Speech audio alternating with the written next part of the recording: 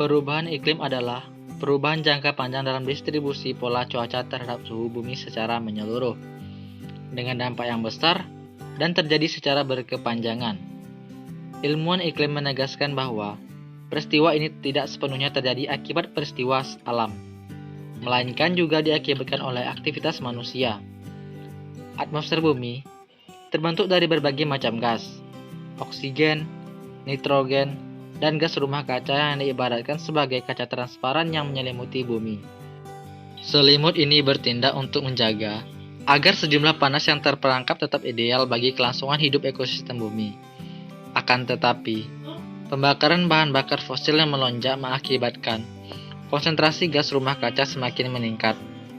Hal tersebut menyebabkan jumlah panas yang terperangkap di atmosfer semakin banyak sehingga mengakibatkan peningkatan suhu bumi.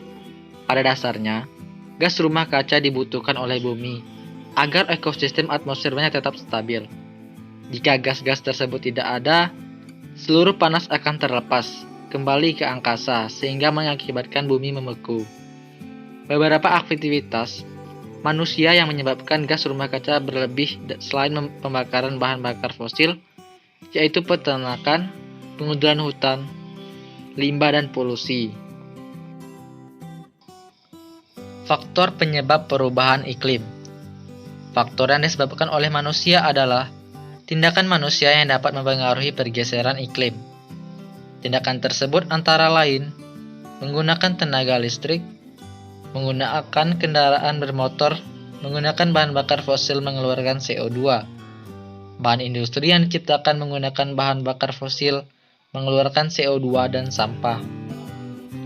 Menggunakan sampah tidak terurai seperti plastik yang akan menciptakan kerusakan lingkungan. Menggunakan kayu sebagai bahan industri yang akan mengurangi banyak hutan di bumi. Menggunakan pupuk pada pertanian yang menciptakan emisi. Melakukan degradasi lahan, perusakan lahan hutan untuk banyak keperluan yang merusak lingkungan sekitarnya, sehingga terjadi perubahan pada keadaan bumi. Misal, konsentrasi CO2 di udara yang menyebabkan terhalangnya cahaya matahari keluar bumi.